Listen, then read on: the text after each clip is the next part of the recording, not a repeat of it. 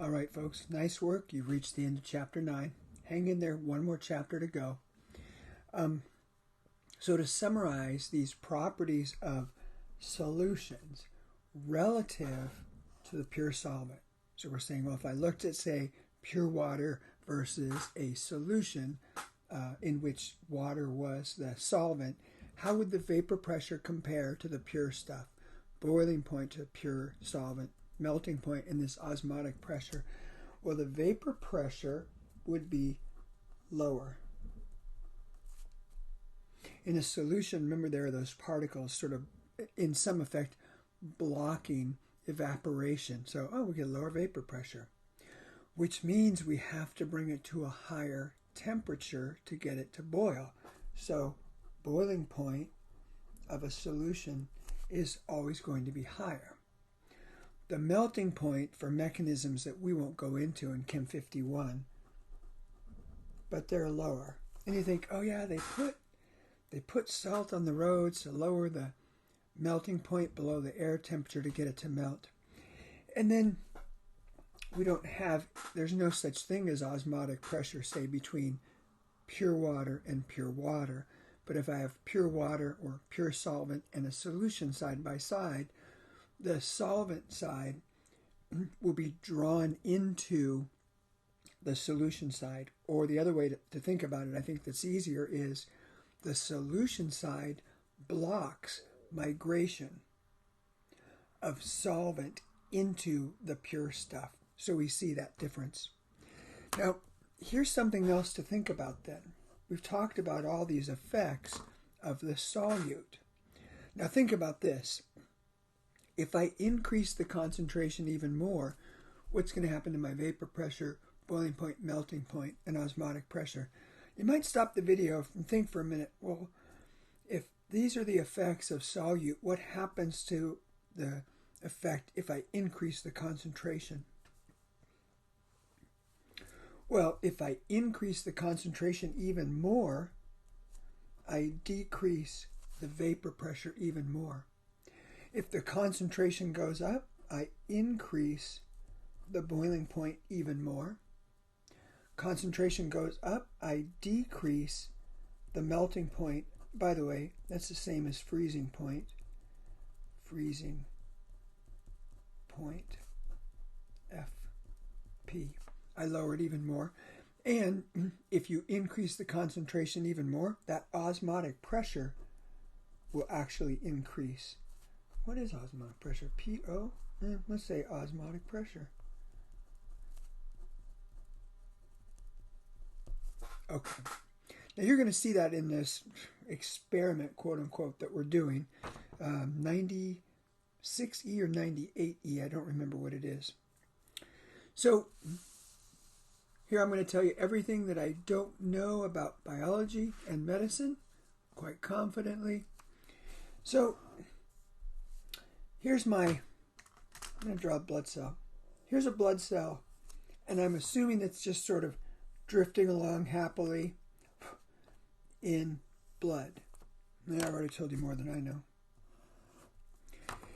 When the concentration of the stuff, the solutes, I'm assuming these are mostly ions, inside a blood cell, and I put 12 dots in there, and the concentration of the blood on the outside are the same, everybody's happy. There's some migration out and some migration in of water. And remember, we said this is, what did we say? This is isotonic. Now, what about the case where the blood osmolarity is greater than the cell osmolarity? 4, 5, 6, 7, 8, 9, 10, 11, 12 on the inside.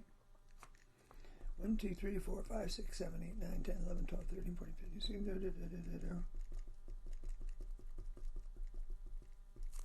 So what I've got is, on the outside of the cell, I've got much higher concentration. So for water coming in is being restricted, but water going out happens. And what happens to the blood cell is inside the blood cell there's a bunch of stuff, right? A mitochondria, and I don't know what's all in there. You guys know. So what happens is the cell it's like a balloon that you've deflated, and you had a bunch of Lego pieces inside. So the cell ends up kind of like this weird shape like that. They call it, biology people help me out, crenation, I think. And that's in the case of where it's hypertonic.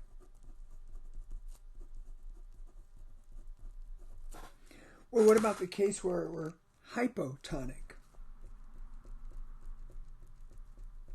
There's my 12 solute particles on the inside, but the outside.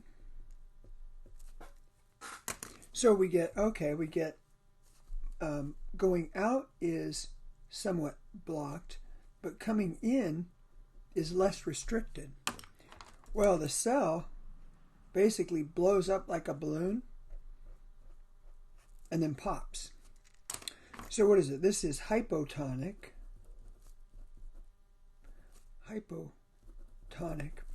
And hemolysis.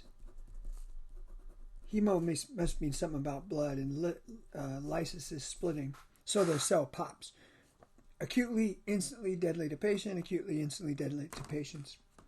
Okay, so there's our summary. And kind of a little application of osmotic pressure in a biological setting. Let's look at a little bit of numbers. We're really not going to do any calculations, but this ties in with the experiment. I'm going to look up the... Sorry, I switched back to page 9.24. So this we're going to explore. That might be nice to tie this together. Experiment, quote unquote. Experiment 092E. I'm going to be doing that in my kitchen. I ordered beakers and flasks and a hot plate thermometer, everything. I'm going to do it in my kitchen. Okay, now let's go back to page 9.25. And there is the boiling point of pure water, the freezing point of pure water. Of course, we'll never hit those numbers exactly, but in theory, that's what it is. And in perfect conditions, that's what we'd get. So here I've got some solutions. Now, this is a little different. These are all moles per kilogram of solvent. That's okay. If it was a regular semester, we might explore this a little bit more, but that's okay. We can think, roughly speaking, this is pretty darn close to molarity. Moles per kilogram is pretty darn close to moles per liter. So I've got a solution, 0.4 moles. Let's cheat a little bit and say, pretend it's sort of 0.4 molarity. My boiling point goes up, as expected. Goes up by 0.2. You see the connection there? Normally boils at 100. It's boiling at 100.2, and we say the delta TB, the boiling point elevation, is 0.2. So stop the video and think, well, what if I make a 0.8 molarity, roughly, solution? What's the boiling point going to be? Did you stop and think about it? I'm sure you did. 0.4. What's my delta TB then? 0.4. Oh, look at that. Doubled my concentration. Look what's going on over here. Now here I've got a 0.4 molarity, roughly, solution of sodium chloride. But look at this. Something weird is going on here. It looks like those two numbers are the same. But when I go over here, these are not the same. So I doubled the concentration for the sugar solution, and I doubled my boiling point elevation. I have the exact same molarity, roughly, of the sodium chloride, and I've got a different number. Something's weird. We're going to have to talk about this. Here I've increased to 3 moles per kilogram of water, roughly speaking 3 molarity, and yeah, there it increased, just as we would expect. Now the same thing happens for freezing point. You could say, oh, okay, well, if I've doubled this concentration, Water normally freezes at 0. It's been depressed by 0.7 degrees. This is going to be roughly minus 1.4. We call it the freezing point depression. Oh, we expected it to be 0. It's down by 0.7. We expected it to be 0. It's down 1.4.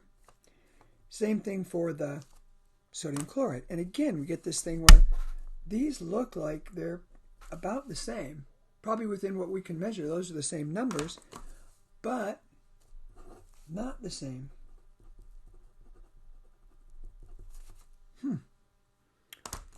Seems like a glitch. Here I increase the concentration. Molarity, roughly speaking, goes from 0.4 to 0.3. That goes up. That goes up. Everything seems to make sense. Well, delta TB, let's formulate. It's the solution boiling point minus the pure solvent boiling point.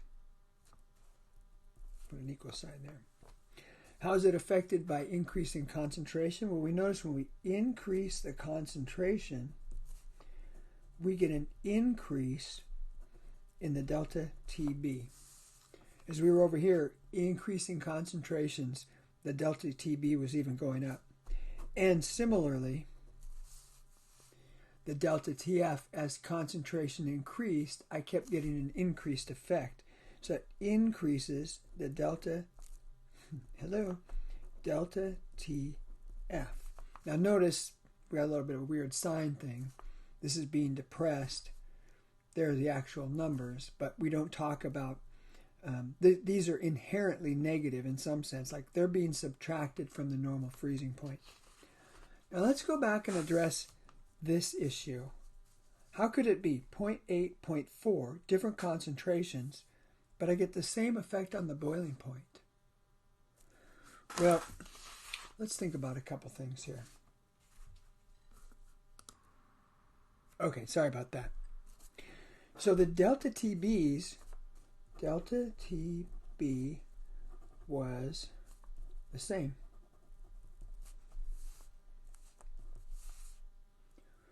So, well, okay, the delta TB was the same for the 0.40 roughly molarity sodium chloride and 0.80 molarity roughly sugar.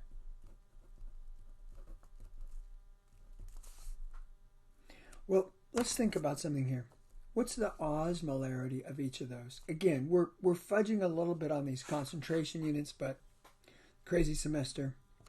Well, the osmolarity of the sodium chloride, if I said 0.40 molarity NaCl equals, what would the osmolarity be?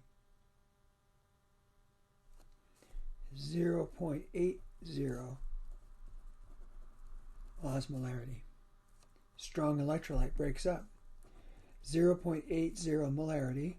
Sugar, C12H22O11, 0.80 osmolarity. That's what's the same. Now here's the big idea. We got the same delta TB. In both of these cases, the boiling point went up by the same amount, even though this is a concentration of ions and this is a concentration of molecules. So here's the crazy thing. Solution properties only depend on the concentration of the stuff in solution. It does not matter what's in solution. When we came back here, blood's got to be pretty complicated. I mean, there must be sodium, magnesium, I don't know, you tell me all this stuff in there. There's probably chlorides, there's probably sulfates, there's phosphates, there's nitrates, there's all this other stuff in the blood, but this effect didn't care. And there's sugars too. Sugars are in there. It just didn't care. So the whole idea of these properties of solutions, so I'm just going to write it down. Properties of solutions.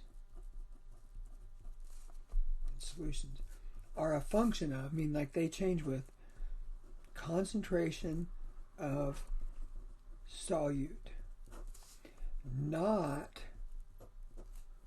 what solute is. It always seems strange to me. I still don't think I totally understand this or believe this, but I've seen it 100 times, 1,000 times. So it doesn't care what's dissolved. You just find out the total concentration of the stuff dissolved. And again, we could refer to experiment 092E. As I said, I'm going to be doing that in the kitchen. And maybe my daughter's going to help me. I don't know. She isn't quite jaded on science yet. Here's our review page. You've probably seen these in other chapters. And really, these were... My intention was that these would be used for the final exam. But finals week has been turned into a regular week of instruction, and it doesn't make any sense to use my standardized exam. So you can look this over if you want. Sadly, we won't be really doing much with it. All right, guys, you've made it through Chapter 9. Do the homework. Do the lab. And then we'll do Chapter 10, and we will be done. Good luck, everybody. Stay well.